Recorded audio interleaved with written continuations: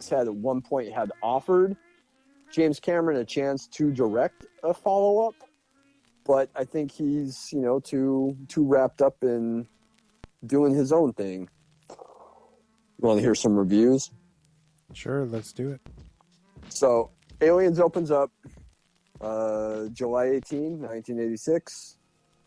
This is the summer of Top Gun, which is completely just dominating the box office. Pre-release, Aliens has a lot of buzz from some industry screenings. Excuse me. They don't even have time to do test screenings for audiences because they have such a tight turnaround. They're finishing the film just weeks before it shows up in the theater. Yeah, scoring and editing on the picture wasn't complete until a week before the movie was released. Okay, so that tracks with what I was saying about the scoring. They did it. They finalized everything in 4 days. Yep. But gets released. It's number one at the box office that weekend. It makes $10 million its opening weekend, and it remains in the top spot for a month. And the movie that pushes it down is The Fly, which opens up in mid-August, also from 20th Century Fox, if I'm not mistaken. But it has positive reviews, loved by the audiences. Everyone's fucking stoked on it. Some reviews say, hey, it's not a pure horror film like Alien is, but the special effects, the set pieces, Sigourney Weaver, they're awesome. This is a fantastic sequel. Some even say, hey, it surpasses the original. I don't go so far as to say that because I think they're both amazing films in their own right. But as we had talked about earlier, it's one of the best sequels of all time, which very could well pass the first one, depending on who you ask. It gives more depth to Ripley. Here we have some reviews for you. Jay Scott, a Canadian film critic, said Weaver made action stars like Sylvester Stallone and Arnold Schwarzenegger look like male pinup models. Describes her as the ultimate adventure heroine, balancing action with femininity and maternal instincts. The Orlando Sentinel called Aliens the Jaws of the 1980s, the most intensely shocking film in years. Here's one from our buddy Roger Ebert. Ever the conundrum.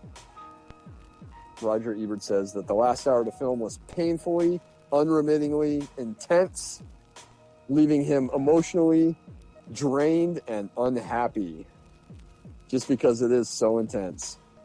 He said that the filmmaking is something to be admired, but you can't define Aliens as entertainment just because that last hour is so intense.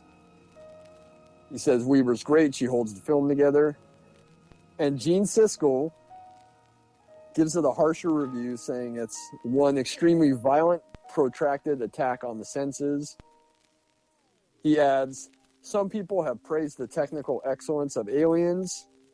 Well, the Eiffel Tower is technically impressive, but I wouldn't want to watch it fall apart on people for 2 hours. So there's our buddies, Siskel and Ebert, kind of always being in the wrong on some movies. But Aliens remains in the top 10 for 11 weeks, ends its theatrical run with $85.1 million in the States. It's the 7th biggest film of 1986, behind, in order, Top Gun, Crocodile Dundee, which is a bad movie, Platoon, which is a great movie, and I'm surprised that Platoon was one of the biggest hits of the year because that's not an easy watch. Karate Kid Part 2, Star Trek IV, The Voyage Home, and Back to School are the movies that are above Aliens in 1986. Crocodile Dundee. Have you seen Crocodile Dundee? Yes, not a fan. Top Gun is the biggest movie of 1986, but Crocodile Dundee is the second biggest and only misses out on the top spot by like a handful of millions of dollars. That's it. like another $5 or $6 million, and Crocodile Dundee would have been the biggest hit of 1986, which is insane. But I'm stoked that Aliens is in the top 10 at least. Especially with how kind of hyper violent it is. Yeah, I mean everything else is PG, except Back to School, which is R, and Platoon obviously is R. Like I said, I'm shocked the Platoon was as big of a hit as it is, or was, because that movie's pretty intense itself. And it's, real. Yeah. It's real horror. But that was a different time when actual R-rated movies could be great and be in the top 10, and instead now it's like 10 fucking different comic book movies that are in the top 10 each year. So, since the box office figures outside the US are very inconsistent, it's estimated that Aliens made an additional 45 to 98 million in foreign sales. That's a huge margin, giving it an estimated 130 to 183 million worldwide haul. According to an estimate done by 20th Century Fox in 1992, Aliens made about $157 million worldwide. We mentioned that Sigourney Weaver is nominated for an Oscar at the Academy Awards. Well deserved. Should have won. That's my opinion. It also is nominated for 6 other Academy Awards. Best Score, Best Editing, Best Sound Effects Editing, Best Sound, Best Production Design, Best Visual Effects. It wins for the visual effects and the sound effects editing, which I should point out, the visual effects are awesome, as we mentioned before, between the, not only the in-camera effects, but also like there's a couple of special effects shots in the movie. We talked about the rear projection. We talked about the scale models. All of it looks awesome. The dropship looks awesome. When it crashes. Yes, how they intercut that with the crew's kind of reactions it looks seamless. It's amazing. Yeah, between the model crashing and then the shot, like the rear projection shot of and everyone running and ducking for cover. Incredible. It looks awesome.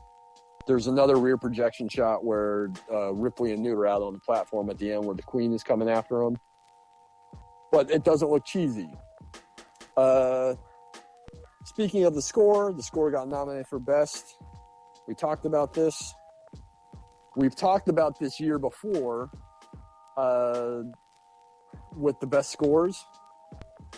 We talked about it when we were discussing Ennio Morricone a couple years ago after he died, because his score for The Mission was up against the score for Aliens.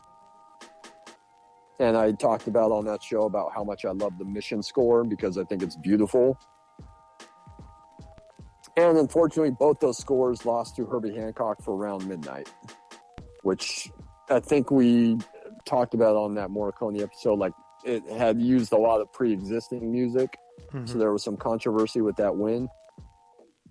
Herbie Hancock is awesome, though. I'm glad he won. But against Ennio Morricone and against James Horner for the Alien score, oof, not a good look.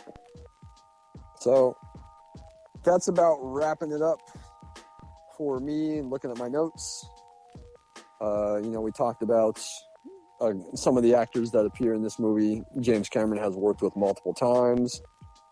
Michael Biehn and I think Bill Paxton pop up the most in his films. Which, shout out to Bill Paxton, who has a small role in True Lies, but he's so fucking funny in True Lies. And just the scene where he's talking all that shit and Schwarzenegger like imagines like basically just like breaking his face by punching him is so fucking funny. You and I both know, but remember like when Neil Blomkamp was going to make the Alien sequel? Yes. They had that art. There was going to be a direct sequel to Aliens. It was going to ignore all the other movies, kind of like the new Halloween did. Yes. And Michael Biehn was going to be back as Hicks. Sigourney Weaver was going to be back as Ripley, and I guess they were just going to like travel the galaxy and fuck up some aliens or something. I don't think they ever had like a legit storyline mapped out, but the artwork was pretty cool. But a few years later, Blomkamp stated that the project was officially dead because 20th Century Fox wanted to let Ridley Scott go ahead and make his Alien prequels. And like I said, Alien Covenant can fuck off forever. But apparently, there was never any kind of real script for the Blomkamp movie. It was just like an idea and some concept art. And unfortunately, I don't think we're ever going to get to see anything like that, which is a bummer because I would love to see that, and I would love to see Sigourney Weaver back and Michael Biehn back. But that's my thoughts on Aliens. I could sit here and talk about it all night. We have been talking for quite a while about it. I'm sure you're going to have a pretty stacked show. And again, my only gripe with Aliens is I wish it was shot in widescreen. Did you want to give a tease for next month? What's coming up next? Good question. Well, are we done talking about Aliens? Are you done?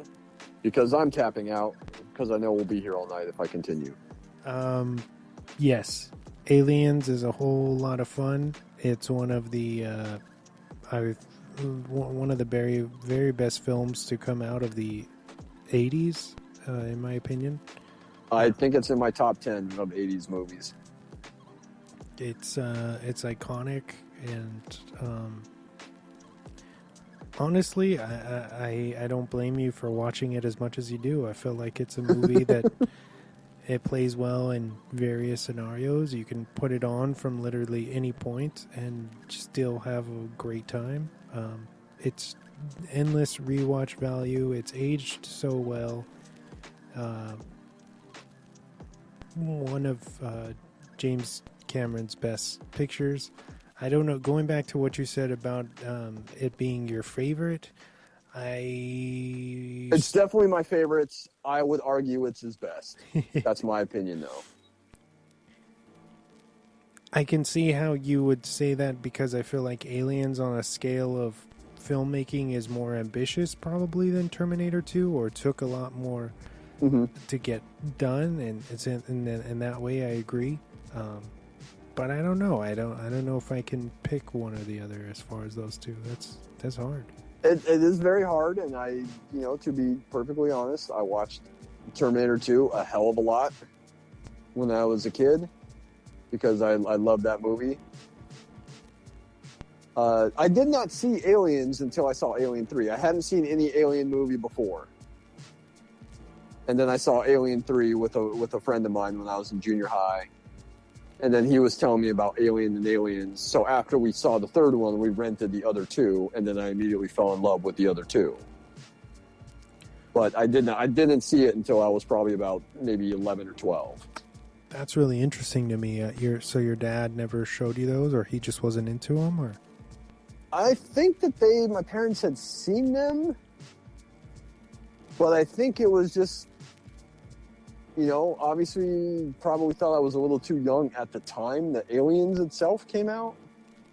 But yeah, I don't know. I hadn't seen them, and I saw them with a friend of mine after we watched Alien 3. So that's how I came across them. But ever since, that first day when I saw all three of them in one day, I love Alien and Aliens. Going back to your tease. For the end of August? August. Well, we're going to finish off the Summer of Sci-Fi with a smaller movie.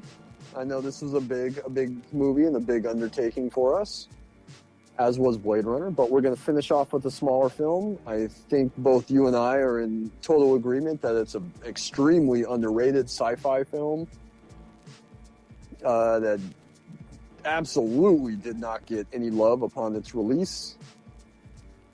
It's from the 90s. I think it's become more of a cult movie now. Like, widely praised, I think, in retrospect. And I think its release got dumped at like a weird time. It got dumped against a juggernaut movie, which I won't mention because that will kind of give away the time frame. And also, I believe that there was some studio meddling in it that kind of